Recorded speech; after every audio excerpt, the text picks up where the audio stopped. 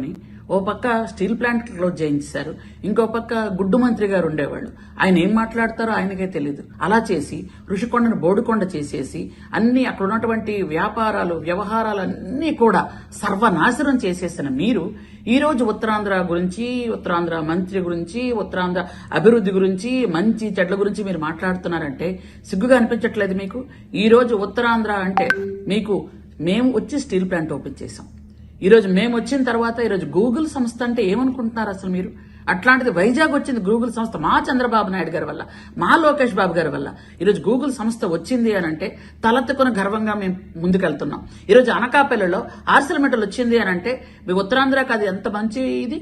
ఈ రోజు వచ్చి యూనివర్సిటీలు, గిరిజన యూనివర్సిటీ పార్వతీపురం వచ్చింది అని అంటే, అలాగే కొన్ని యూనివర్సిటీలు అన్ని కూడా ఉత్తరాంధ్రలో అన్ని యూనివర్సిటీలు వస్తున్నాయి అని అంటే, ఈ రోజు ఆంధ్ర యూనివర్సిటీలో 100 రోజుల పండుగ ఎంత ధైర్యంగా చేసుకుంటున్నారు. ఆ రోజు మీరు వస్తే ఆంధ్ర యూనివర్సిటీ ఏమైపోద్దని భయపడేవాళ్ళు.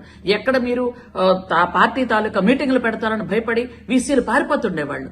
ఈ రోజు మీరు మాట్లాడుతున్నారే ఉత్తరాంధ్ర అభివృద్ధి జరిగింది అని అంటే మా వల్లే జరుగుతుంది. అది మా కూటమి ప్రభుత్వం వల్లే జరుగుతుంది.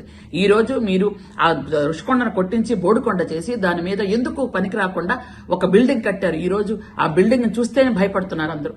దాన్ని ఓపెన్ చేయాలంటే భయపడుతున్నారు. దీని రెంట మనం కట్టుకోగలుగుతామా, దీన్ని మనం మోయగలమా అనే భారంతో అందరూ చూస్తున్నారే. ఈ రోజు ఏదైనా ప్రతిదీ కూడా ఐటీ హబ్ అంటే విశాఖపట్నం కనిపిస్తుంది. విశాఖపట్నంలో అందరూ కూడా మంచి వాళ్ళు అని అందరికీ తెలుసు. ఆ మంచితనాన్ని మీరు చాలా దౌర్జన్యాలు చేసి వాళ్ళందరినీ భయభ్రాంతులు చేసి విశాఖపట్నాన్ని దౌర్జన్యంగా దోచుకున్నారే మీ జగన్మోహన్ రెడ్డి అనుచరులు. ఈ రోజు ఇంకా మళ్ళీ ఉత్తరాంధ్ర గురించి మొసర కన్నీళ్లు కారుస్తున్నారు కదా. ఈ రోజు మళ్ళీ చంద్రబాబు నాయుడు గారు ఈ రోజు అనకాపల్లిలో ఇంకొక శంకుస్థాపన జరుగుతుంది. మీకు ఇవన్నీ కనిపించట్లేదా? ఇవన్నీ చూడలేకపోతున్నారా? లేకపోతే ఇవన్నీ చూసి కడుపు మంటతో మాట్లాడుతున్నారా?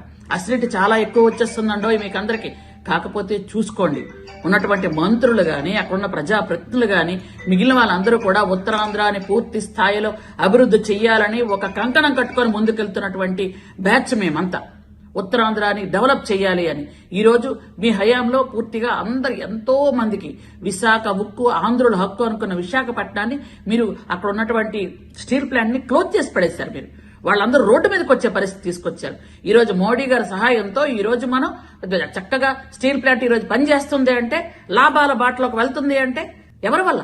మా చంద్రబాబు నాయుడు గారి వల్ల కాదా? ఈ రోజు మీరు మళ్ళీ మాట్లాడుతున్నారే సిగ్గు లేకుండా. ఎలా మాట్లాడుతున్నారు? ఏ విధంగా మాట్లాడుతున్నారు?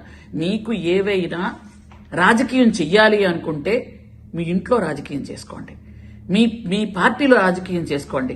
ఎందుకనంటే ఈ రోజు మీ పార్టీ కేడర్ గాని, మీ నాయకులు గాని ఏం చేయాలో అర్థం కాని పరిస్థితిలో ఉన్నారు. ఎందుకంటే సొంత చెల్లె అన్నని బండబూతులు రోజు తిడుతుంది. బయట చూసుకోండి వెళ్ళి.